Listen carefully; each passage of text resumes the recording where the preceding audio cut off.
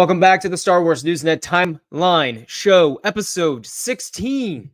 Thank you for joining here on YouTube or the podcasting channels, wherever it is that you like to listen to the Timeline Show. As always, I'm joined by Mr. Luke Sheehan. Now, Luke, obviously, this will be your first episode that we're recording where it's no longer going to be intermittent between like you and Brian on the show. So moving forward, it'll just be the two of us, unless we have maybe special guests pop in for some content we really wanted to, get people's opinions on.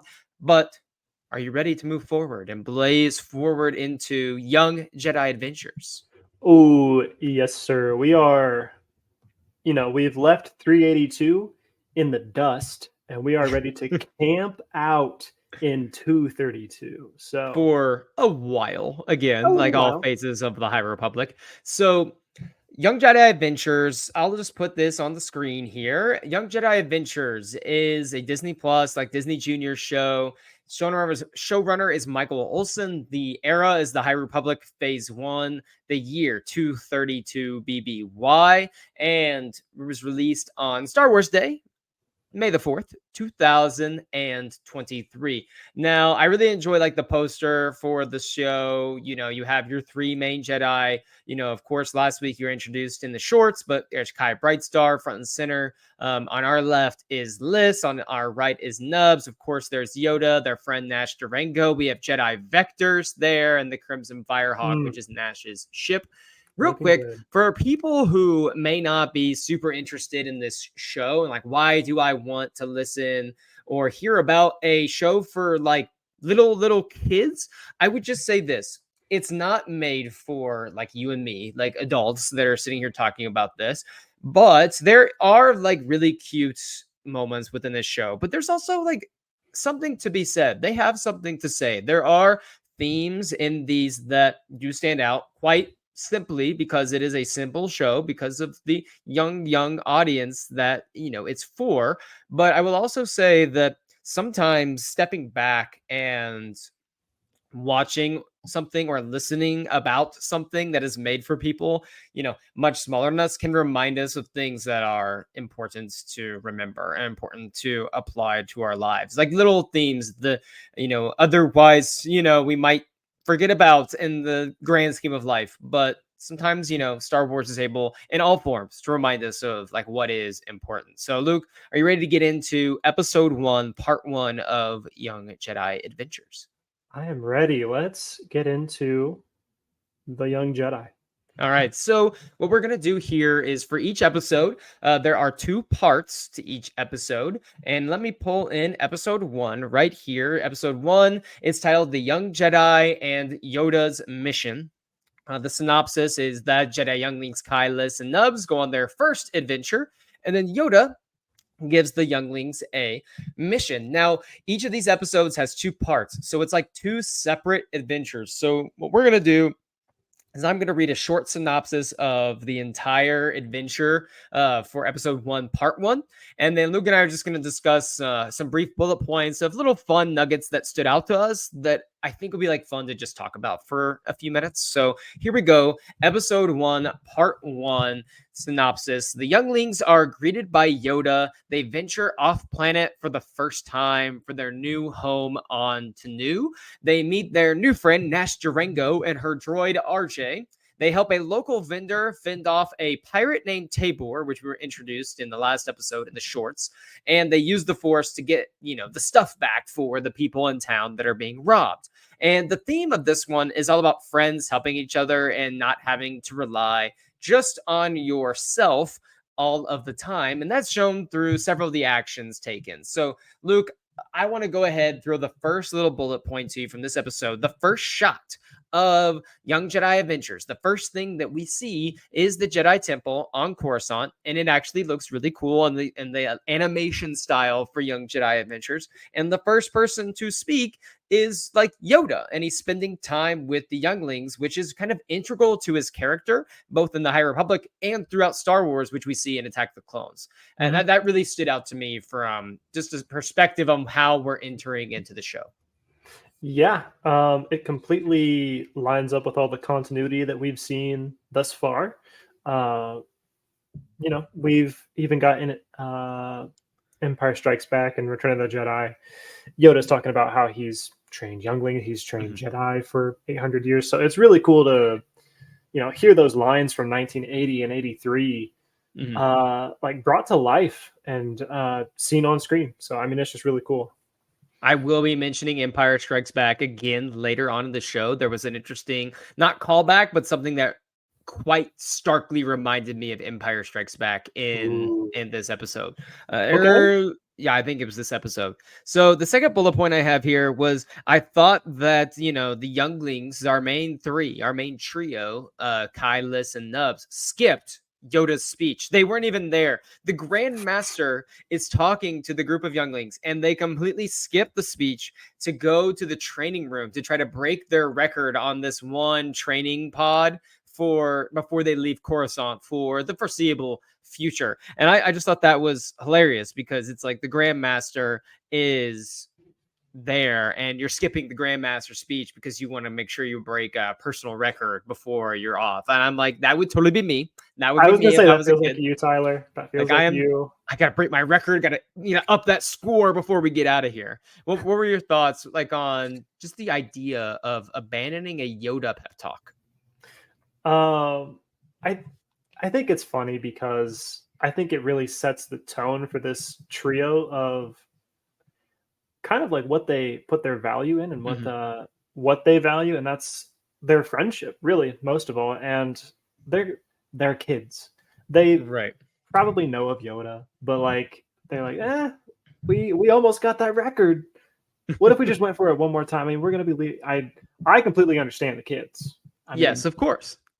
so It's like when my students, who are obviously much older than Kai, Liz, and Nubs, tell me like, "Why are you late for class?" And I'm like, "I had to get one more bucket in gym before I left." And I'm like, "You know what? You're not in trouble today. Checks you're out." fine. Like, Yeah. I've been there. And then, of course, Kai literally is trying to do everything on his own, which is kind of like goes back to the theme of this. And he, of course, says, "Stand back and watch a future Jedi Master." Immediately falls down, like immediately Yes. trips. And that was me when I first played Fallen Order, and I was Cal, and I'm like, "Oh, there's a group of stormtroopers. I have zero skills or updated my health. I have no force abilities. Let me just jump on in there like the Jedi Master that I am and get absolutely, Order Hooked. 66th." Yeah. That was Was that I you? kind of, yeah. Actually, I'm not gonna say that. No, I am overly cautious, probably to a fault. I will spend like 5 minutes trying to skirt around a stormtrooper in Fallen Order just so I don't have to ignite my lightsaber. We're You're gonna just do really opposites well on that with way. Star Wars Outlaws with the stealth component. Yeah. I love I love Kai though. Mhm. He's so fun to really root for because he wants to be the best. He wants to reach his full potential. He has no idea how to really do that, so he's just Right. throwing himself in every direction. It's cute to see, really. Yes. A couple more quick hitters here. Master Zia has to be like the ultimate like mom like master because she's putting up with these kids all the time. She's like in charge of this group of younglings in the temple. She gives off just such, sweet mom vibes, which of course kids show. You gotta have the mom somewhere in there. Gotta be the motherly figure. Obviously we meet Nash and RJ, Nash Durango. Her ship is called the Crimson Firehawk. Her hair is bright red, orange, like fire like. So her commitment to the bit is strong. And Yes. last thing, a Jadonian ground weevil named Griggs is on her ship. And I want to know, you are the master of Star Wars creatures, Star Wars species. Did you know what a Gadonian like ground weevil was before watching Young Jedi Adventures? Was that a creature that you were familiar with that has made its way into canon before? Um, I hadn't come across it before. I'll say that. So they bested me here, I know but it's that a really fun introduction. like we're talking a lot of times and you'll just be like, yeah, this, and you'll just you have some creature, species, or starship like name, and I'm like, that was good. Can't say that I'm familiar with that one. You got me. You got me there, So sir. I don't go through books super quick because I will take time as I'm reading something to look up every single time it says, "Oh, this Dresselian man. Oh, this Keldorian man," and I'm like, I got to look it up. What does that look like? And Mm, then it sticks. It right. works. It's probably, yeah. I mean, I'm not someone who I typically go and look later, like, or I'll look at the Yeah. concept art later because I'm just like, I'm in the book. I'm just going. A Dracelian, Okay. whatever do I think that is? Okay, tentacles on the face, sure, whatever. I don't even know if that, I don't know if they had tentacles. I don't know. I'm just, this is what it sounds like. If I hear Yeah. Dracelian, okay, they got some tentacles somewhere. Few things. Cuplop Springs is where they're staying on Tanu. Love a good cuplop. They are helping Hap, who owns the local restaurant or some sort of like market, I guess. Yeah. And they are defending him and his stuff from Tabor and his pirate. And he has like a baby Gamorrean as a sidekick and then a droid as his sidekick. Do you remember what the droid's name is? I forgot to write it down. What is The Tabor's droid's droid's name? name is EB3. EB3. Yes, EB3. So I low key dig Tabor's ship. I think it's like It's pretty cool. very cool. It's got the like two different wings coming out, like at a slanted angle from like the front wings, the side wings. It's almost, it's not like a completely like an X-wing, you know, it's very different from like an X-wing because it has like two sets. But imagine almost like, to me, it looks similar to like if an X-wing had like two parts to like another part to it, like in the sense, like, but they're not Yeah. connected, like just with the way Yeah. they're going. It's just a cool ship. It's a cool ship. And what did you think? So I have this written down. My last notes. Nubs and the group, they're fighting Tabor and his pirates to try and get the stuff back. And the Gamorrean launches like a bowl of noodles, which is like Star Wars spaghetti at Nubs. And at first he's like terrified, and then he settles down, sees that it's food on his face, and he just gets giddy and excited and just starts, you know, eating the noodles on his face rather than, you know, trying to defend himself. Again, I love how they really like had this whole thing planned out well.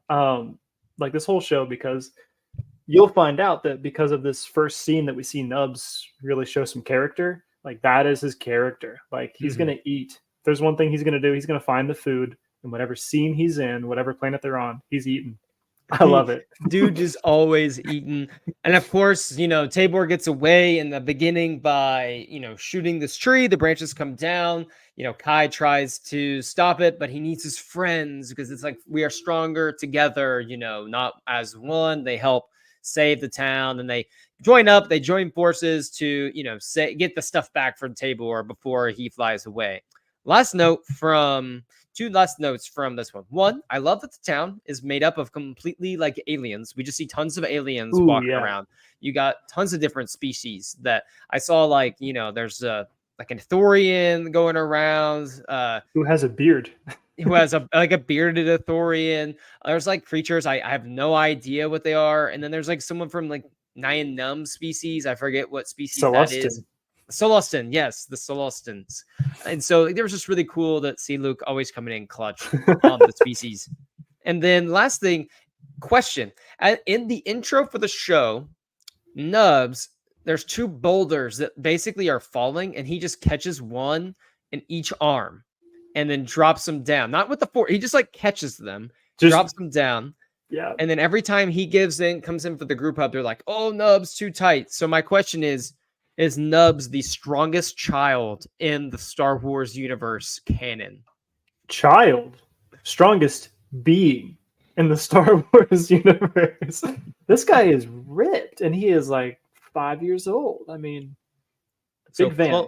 Clone Wars, Kit Fisto, season 4, Water Wars.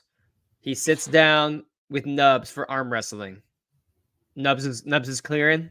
It's an immediate. It's just an immediate bam right to the right to the table. It's just immediate. So that's episode 1. Like I said, the theme of this one's all about friends helping each other and not having to rely on just yourself all of the time. So second part is Yoda's mission. And the synopsis for this one is that the younglings are training and ultimately get their mission from Yoda to find some special seeds that we later learn hold great significance to the ceremony that they are invited to attend. Okay. And on their mission, they are tricked by Tabor's distress call and lose the seeds. And ultimately, they go after Tabor, they get the seeds back and make it to the temple in time for the ceremony.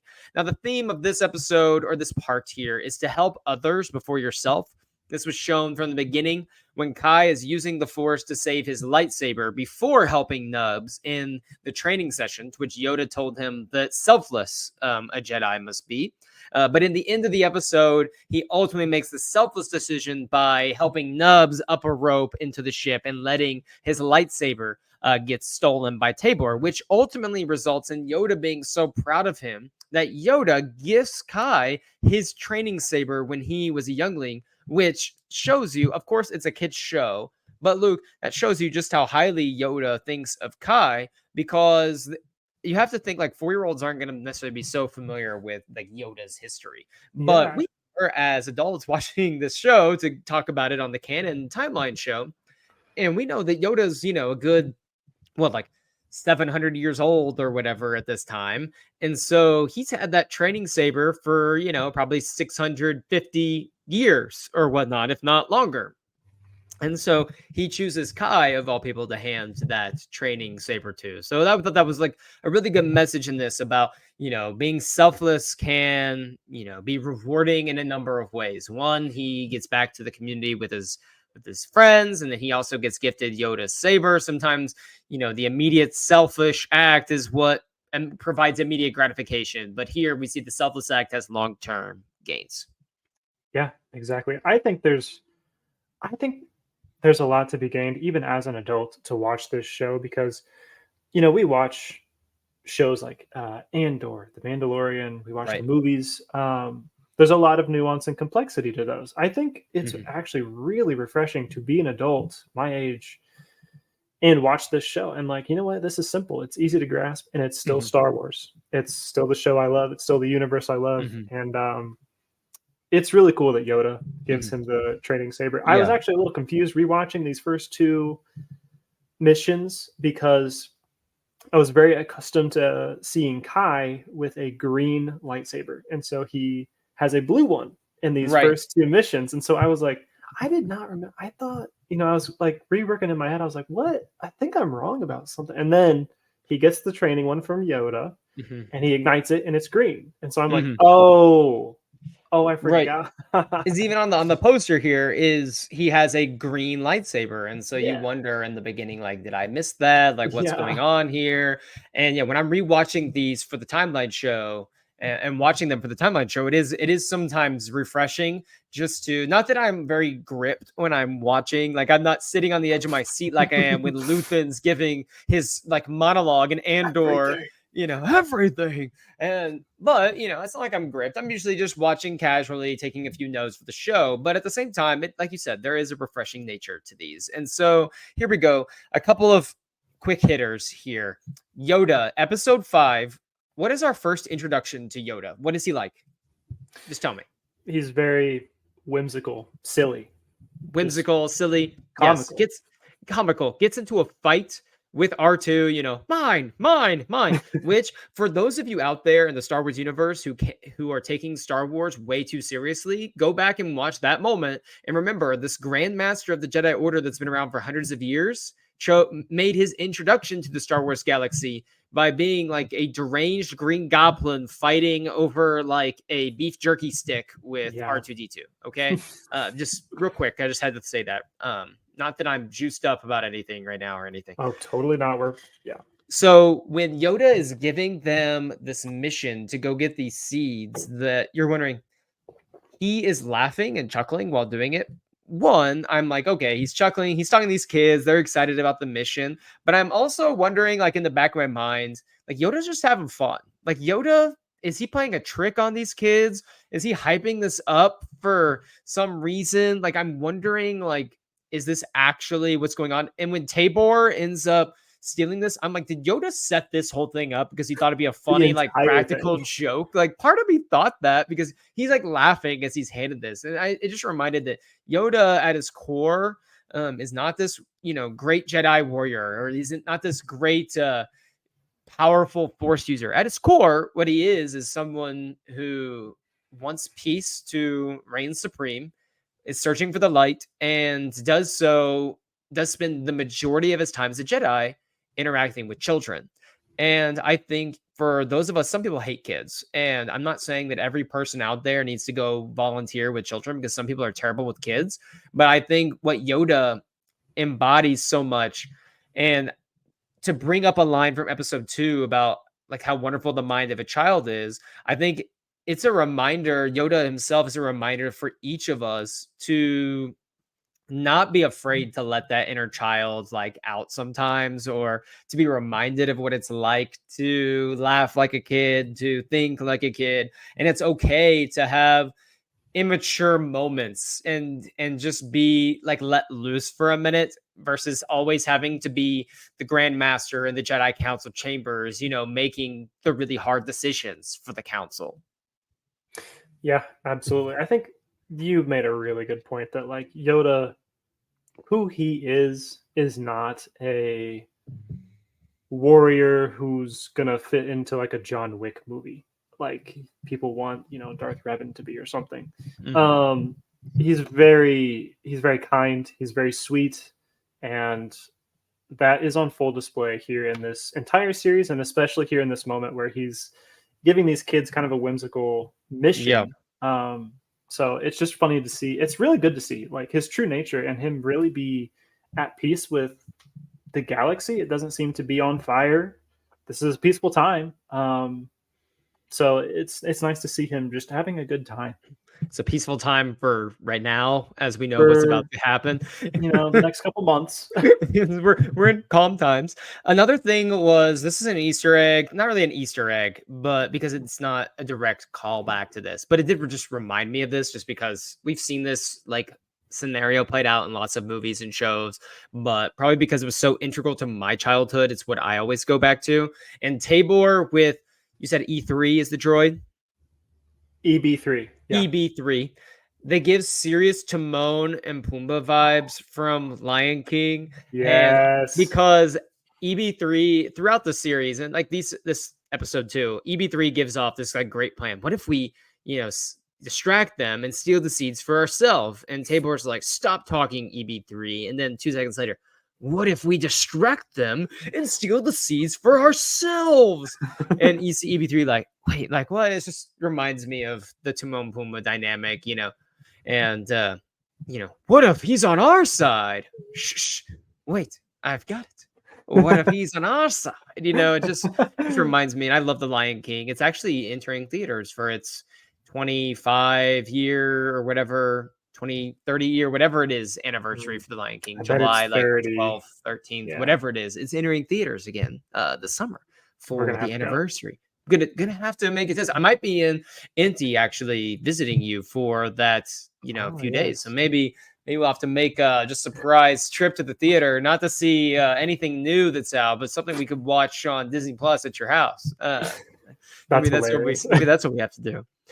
And so I put this down, and I said, really, this just sounded like Yoda really needed to get some chores done and didn't want to do it himself, by how That's simple it was for true. them walking to the market. They just walked to the market, got the seeds, and they were coming back, and the kids were like, that was pretty simple. And so I'm wondering, Easy. how often, Luke, do you think Yoda is asking kids to do his like laundry? Like, here, I need Hmm. you to wash my backup robes for me this week. Laundry specifically, maybe not that often, but he's probably giving out missions that are completely 100% unnecessary. Like, I need you to move this rock from here to here, like so bad. And then they complete it, and he's like, I didn't need that done. Sorry. How I often do you think Yoda does laundry? Like, how, we don't know anything about his species, what they're called or anything. So I'm just trying to gauge like how smelly Yoda has to be. A smelly little dude. Like, there's no way that guy's not sweating profusely, or just I I have mean, a feeling Yoda's hygiene has to be a big issue in Jedi Council circles. no one wants to sit too close to him. Like, there's a They're gonna reason why rearrange all he fit 12. right in on Dagobah. Yeah, exactly. Really, that was just like home. I was picturing the Jedi Council chamber, and all 11 seats are like actually like right next to each other, like Mhm. dotted up, and then his is just all the way across the room by itself. He just stinks. Yeah, that's what it is. They made him the Grand Master so that way they could sit further away from him in that tiny Yes. room that's not air conditioned well enough. Moving on, there was a point in time where they finally list Kai, Nubs, they get on board the ship, and they are about to get their seeds back from Tabor. Tabor did a fake distress signal so he could steal the seeds, and so they're going after him. And what's funny is they find the seeds, and it looks like they're gonna make it off fine. And then Nubs just starts celebrating by dancing. He's doing this little like dance move. It gave off honestly, it gave off like white wedding, like a white person like wedding, like I've Yeah. been to like as someone who's been to some a lot of predominantly like maybe white people weddings, and just seeing some of the like middle-aged white person dance moves that take place on the dance floor. I feel like I saw some of that come out right there. Nubs And of was just like course, my uncle. Uncle She. And so he knocks over all these crates, and Tabor comes in, and the fight begins. And this is what's great. Liz has the seeds, Luke. And did you notice anything in particular that she does before she tells the pirates that they need to give up and it's over? What did she do? She hopped on to the tallest crate. So she claimed the high ground. That's and right. then said, "It's over, pirates. We have the seeds." Like, so even in the year, whatever we're in, 232 BBY, the high ground is still an important element to success when engaging in battle. And how does that make you feel as a It's Star Wars fan? never going out of fashion. I need Rey in the new Jedi Order movie to get the high ground. Please. I need the Dawn of the Jedi movie to have the high ground. It's giving timeless. My girlfriend once wanted something, and she told me, she goes, "I want it to like give off timeless vibes."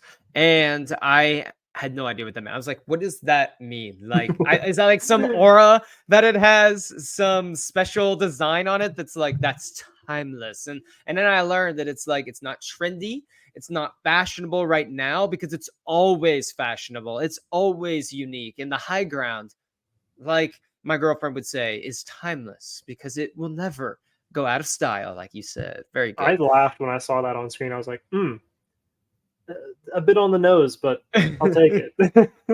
Always on the move. And so the way it ends here, we have, they're getting away. And like at the beginning of the episode, when Kai is using the Force to have to decide between saving his saber or helping Nubs, this time he chooses to let Tabor steal his lightsaber and help Nubs get onto the ship because he's holding onto the rope. And what we really learned from that is not selflessness. It's Nubs has got to work on his Force jump. The Nub's XP gotta is get those low. forearms going. Like, climb that rope, dude. Come on. He's the strongest one, but he can't Force jump, apparently. All of his strength went into his like forearms that he has, And which that's it. granted he couldn't climb the Yeah. rope, but it's whatever. And of course, we learn that these are sparkle fire seeds that they had, and like at a certain time of year on Tanu, they grow. They symbolize like friendship, community, and admiration, loyalty, like all those like good traits. And they grow. The plant grows really fast when they're planted at this perfect time, and like the plant shoots fireworks. Yeah, Sparkle fire. I put that in my own notes. I was like, so they plant, they sprout immediately. Then immediately after sprouting, we have fireworks coming from this plant. I need to get these seeds at like Lowe's or something. Where can I go to get these? How have we not at this point in time in America, here in America, where, they make $1 billion a year off fireworks for July 4th, Independence Day, have we not had sparkle fire seeds take over here? Please, we need them. You must contact me. So, What a Young Jedi guy. Adventures, episode 1. Any other thoughts from the first episode before we move on? Just want to say that Master Zia is voiced by Nassim Pedrad, and I first knew of her from Saturday Night Live. And Really? she's a cool actor. I think she's funny. Obviously, Saturday Night Live is really raunchy and kind of inappropriate at times. So That's I the thought that opposite of what we're going for here. it's a very stark contrast for this actor who I liked on that show to then be like a very wholesome, very cool character in this show. I was shocked to learn this was the voice of Master Zia. That's fantastic. Yeah. So, episode 2. This one's episode 2. It's titled Nash's Race Day, and that's part 1. Part 2 is the Lost Jedi ship. The Mhm. synopsis for these two, real quick: Nash's Jedi friends help her compete in a race, and then the young Jedi will find a long lost ship. I think I liked episode 1 a little bit better than episode 2, but I think the first part here of episode 2 I enjoyed more from the two of these. So let me go ahead and give the synopsis for Nash's race day. So Nash Durango is competing in the Cuplop Classic, which is a ship race through the Cuplop Springs, like a boat race. And our three Jedi are helping her sail her ship, and her rival Reyna Zess is on the other side. She is like the Sebulba of the Cuplop Springs Classic, as she always wins. And Absolutely. granted, she cheats quite often, just like Sebulba would do. But this time she cheats because she thinks the Jedi are using the Force to help Nash.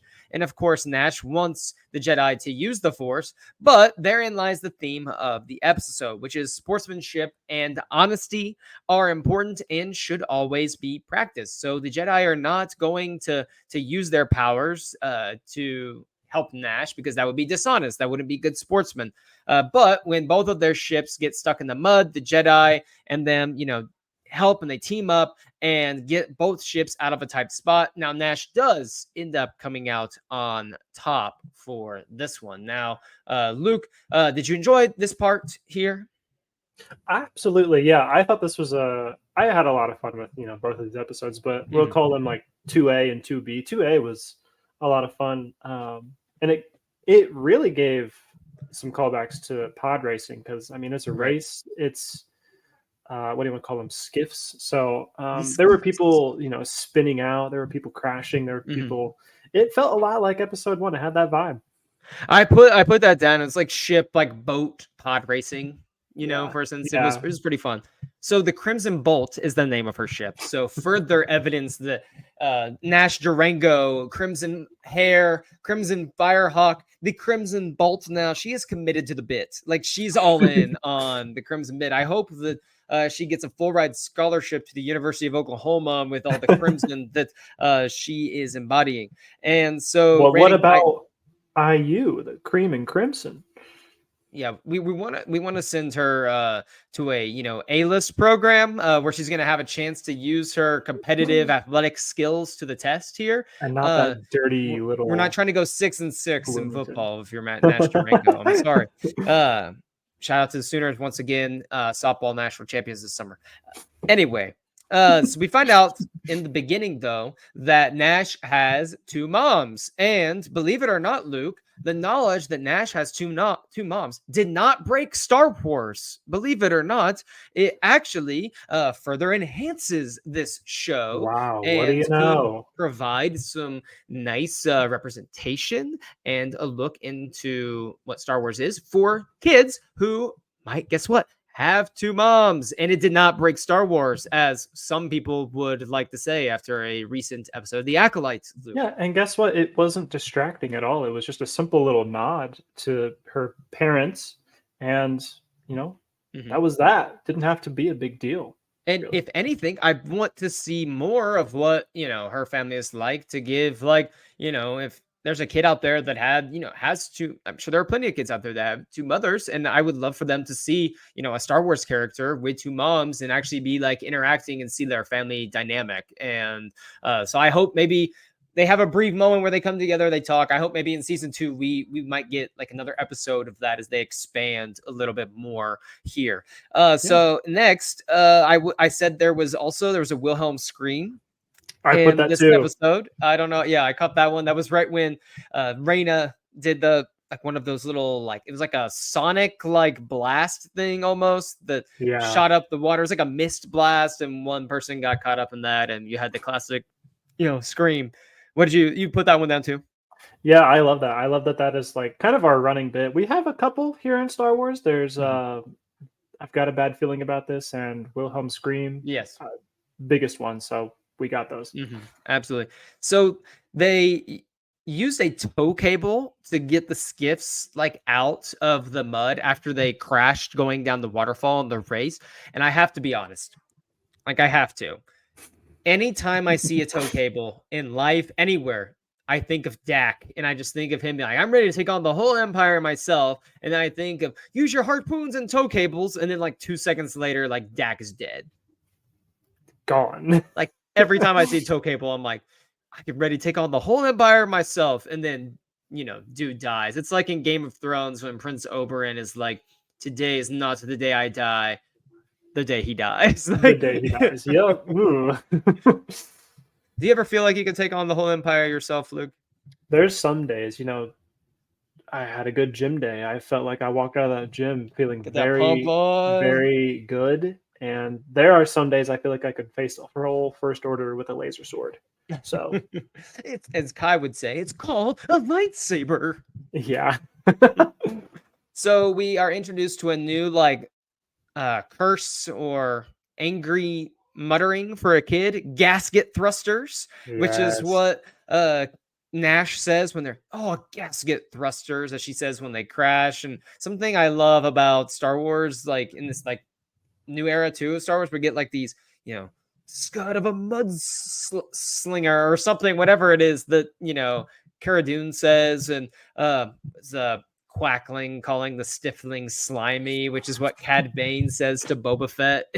Just stuff like that. I really love. I love a We good got Star Carabast. Wars. Carabast. Oh, that's a good one. Yes. I see a lot in the comics of, for the light. The Yes. Jedi are like, And I actually have a signed photo of all the Rebels voice actors. And the guy who voices Zeb wrote Carabast and then signed his name, which was, I thought, pretty cool. Steve Bloom.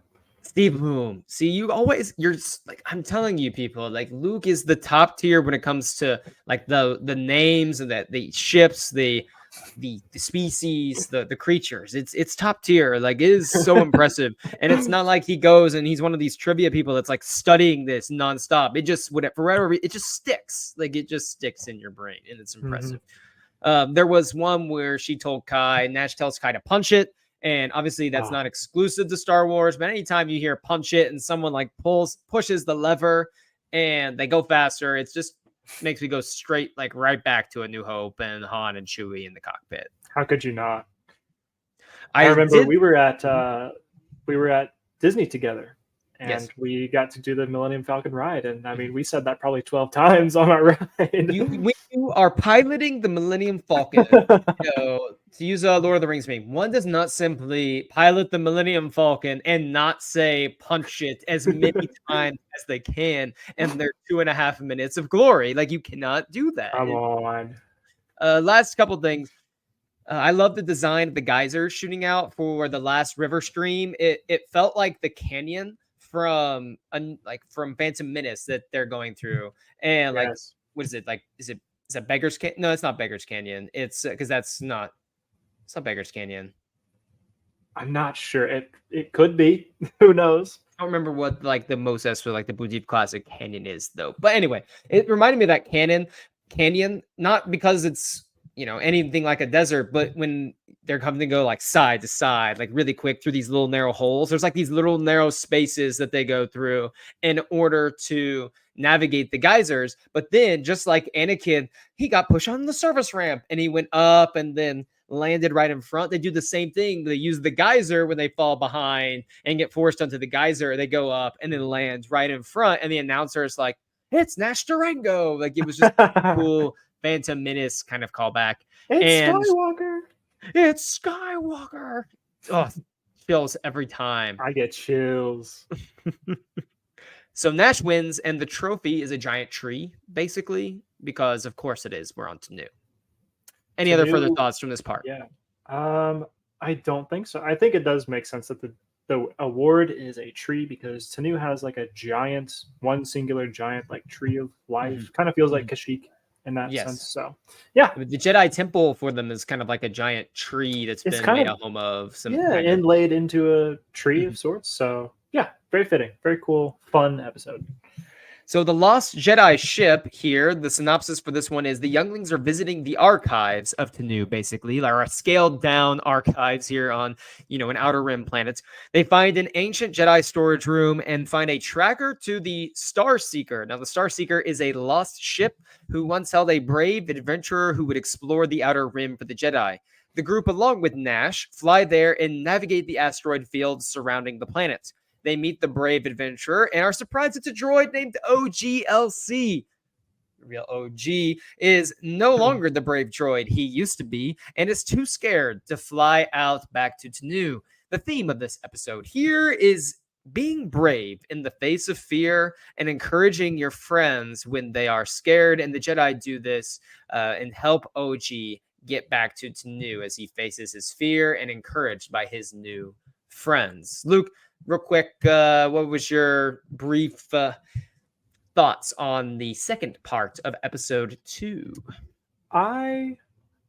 This might be wild, but I think this might have been my favorite. I really liked. Really? I really Okay. liked. I like that. I like, mysteries and going on. Like, I think I'm such a sucker for like an ancient piece of a storytelling. I love when there's like this has been lost for 200 years or however long, and like we've got to go find it. I love Indiana Jones so I was much. just about to say, do you love Indiana Jones? It gave me that feel of like, this is so fun. Let's go find something that needs dug up and solve a long lost mystery. So I'm a sucker for that. Raiders of the Lost Ark might be the most perfect like Hollywood screenplay of all time. I think it really might. Like that movie is perfect. I can't think of many movies that are just more perfectly written and like in terms of like a screenplay and everything than that one. Like I cannot think of very many. And falling in love with Harrison Ford through Star Wars and then being like, I guess I'll check out Indiana Jones. Oh man, he's nailing this as well. This might be an even better role. He might be better as Indiana Jones than he is Harrison Ford, than he is Han Solo. Yeah. Harrison Ford makes it better Indiana Jones than a Harrison Ford. You heard it here first. No. So yes, the theme of this one being brave and seeking out, ways to conquer your fear, but also encouraging your friends when they're going through hard times. That's essentially the theme of this episode. So holobooks on ancient Jedi from the Old Republic. That was what Kai said he was most excited to read. Absolutely. And I have a feeling if me and you were going into the Jedi archives or these places, I would be looking up, something along the lines of like probably the coolest like Jedi missions that have ever existed. I feel like you would be going straight towards what Kai is doing. Like, I'm going to read about the ancient Jedi of the Old Republic. Like, I'm going to go in and get the most ancient tests. Yes. And also, not to get too far off track, but they also mentioned something about the kyber crystals on Ilum. So I thought that was cool that they also saw that too. Mm-hmm. That was the last book he was trying to reach before he fell down because he had a dozen books stacked up on top as he was trying to go. And they discovered this hidden room that had the map to the Star Seeker. And I did think that it was interesting in this room. A couple of things. They found, obviously, the tracker that led to the Star Seeker. But the first thing they find was a giant crate dragon tooth that's just chilling in this room. And I'm wondering, could this have been like the Star OG who we find out? Did he discover Tatooine for the Jedi? Was like, I don't know if where crate dragons exist, like in other planets. I'm sure it's Star Wars. So there's probably crate dragons in other planets. But it seems like they thrive in like the sand and desert environments. So we know there's not, I don't know how many of those there are out there, but they're in the Outer Rim and they're seeking the Outer Rim. I wonder if OG, if this was like a little nod, he was one of the first to be on Tatooine in the, far, Outer Rim. I thought that was pretty OG on a sand planet starting this journey, but then we really end the Skywalker saga with OG on a sand planet. What? OG a best dude. OG is actually OG's droid. That's how he discovers everything. Oh my goodness. We're so sorry lost about at this point. And so it's a show for little kids, Luke. And I know this, that it's going to be the kids' journey. But it did make me chuckle just a little bit as an adult watching this when Master Zia says, oh my gosh, you found this compass that leads to a ship that got lost that never came back, which means there might be a real serious reason for this. And she's like, have fun. Like, good Yeah, I luck. know. It just sends them on their way. So hope you guys find it. Like, yeah, Tell me all about your it's a travels when you get it's a back. little unserious, but then again, it's for the kids, so Mhm. let them have it. Let them go. Right. You know, you don't take that too seriously. It's just something I laugh at and move on. Like, it's Yeah, not, exactly. I'm not up in arms like, can you believe in Young Jedi Adventures? They let children travel on their own. You know, nothing like that. The And young woke so adventures. So they have to navigate an asteroid field, and we find out that this asteroid field surrounding the planet is actually what made OG get stranded on this planet. And he's too afraid to navigate the asteroid field again because of what happened last time when he was nearly destroyed. It took him a while to repair his ship. And a couple of interesting things. One, there is green fog on the planet when they work together to move the fog so they can see. And obviously, it has nothing to do with the Night Sisters, but it's just interesting. Like the fog is green, and so anytime I see something like that in Star Wars, my thoughts immediately go to the Night Sisters like mist, and obviously it has nothing to do with that. But I don't know. Did the Night Sisters? Did you even like think of that? Like, it's obviously not a nod to them, but my brain is just like, oh, Night Sisters, I remember them. You know what? I got a nod to. It wasn't the Night Sisters. That's a really good one though. The Green Mist absolutely should draw your mind Mhm. there. But the Clone Wars, when they go to Grievous's lair, and it's very foggy, and I believe Grievous is hiding in the fog, or they purposely Mhm. muck up the air, and that's when Kit Fisto kind of like does a clap or something, and like it completely just clears out the air, and he's That's able a cool to, moment. yeah. So That is a cool moment. I like that. Anytime the Jedi do cool force stuff with the weather or the environment, I always find it interesting. Like in Cataclysm, when we talked about Cataclysm in a previous episode of the Timeline Show, my favorite Star Wars book of all time. Shouts to Lydia King always. And Yoda and Yaddle have that moment where they use the Force together to stop a flood while also like lifting, like they're stopping like all the rocks and the water, and then the other is like lifting the water out so they can save. ooh, It's yes. incredible. It's like such an amazing moment. And we get Um, another thing that feels like that in Light of the Jedi yes, with, which cannot wait to talk we'll get about to. here, you know, in a few months. And so right here, you know, it talked about being brave means facing your fears, and that's kind of the theme of the episode. And this shows you how big of a child I am. This reminded me of SpongeBob when they're on the roller coaster, and SpongeBob is like, Patrick, I don't want to face my fears. I'm afraid of them. And it makes me laugh every It's time. such a good line. Ugh, we're gonna start the SpongeBob podcast next, the SpongeBob timeline show. Oh my gosh, we're such peasants over here. We're such children. And last few things here. OG says, "Hold on to your bolts," which is good droid speak for "hold on to your butts." I might have to start saying that to students. Mm. Hold on to your bolts, kids, and they're gonna be like, "What the hell is this guy on?" I love that. If you had a teacher that said, "Hold on to your bolts," what would you think? I I think that'd become my new favorite teacher. I love when teachers are quirky and weird because that's how I So, am too.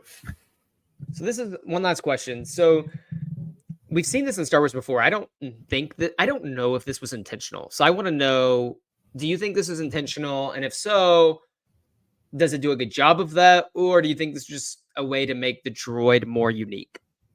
Part of the whole theme of this episode is like facing your fears and having courage in the face of things that frighten you. And OG has, as a droid, has a stutter. And he's like, thank you. And has like a stutter throughout most of when he's talking. And I didn't know if that was intentional to make, or if it was just like he's an old droid that, needs help in like processing something or whatever. But I didn't know if it was maybe even given the theme of the episode about being brave and the face of something that's difficult, and he's communicating with people for the first time and kind of coming out of his shell a little bit again. I didn't know if he's rediscovering his bravery, if that was a direct nod to maybe, little kids out there who are struggling like with a stuttering issue right now, and having even just it's maybe just drawing too big of a like a line here, but even just having this character in the show is like, oh, he's stuttering, but he's still pushing through and accomplishing great things and communicating well. obviously, I did not have a stuttering issue growing up. I don't think you did. No, I haven't had No, too but much of an issue. I But was curious, like knowing people that I wonder if that was like a direct choice or if it was just a coincidence. I just wonder. yeah, I'd be willing to look and I'd be willing to Google that and try to find out because Mhm, I would love to know. And I think it's really important to show someone from this kind of like group of people that want to feel mhm, represented that they can be in Star Wars too, and you can be very all the way accepted, and even mhm. though you have a stutter, it's fine. And you know what?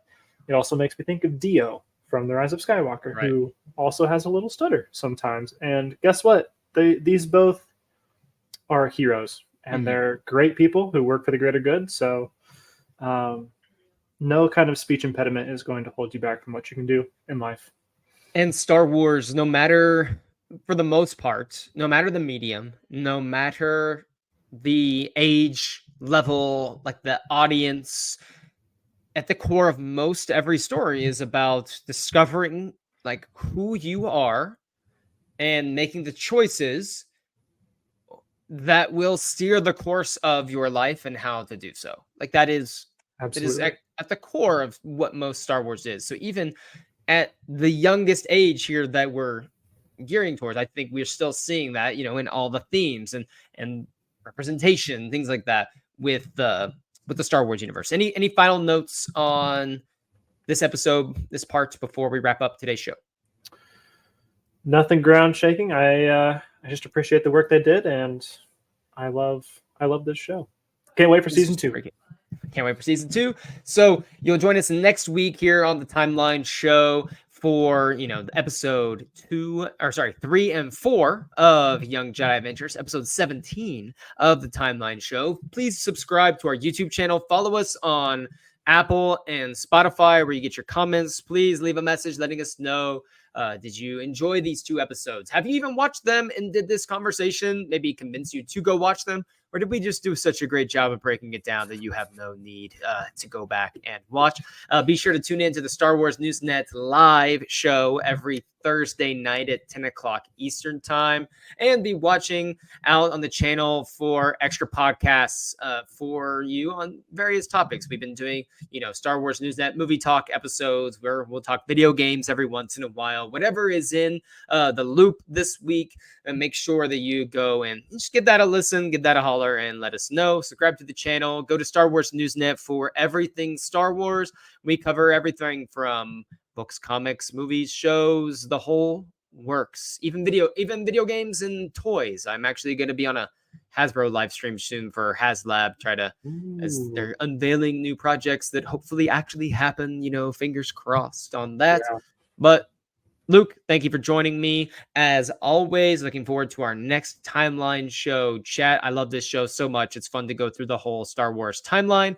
For Light and Life, everyone, and remember that we are all the Republic.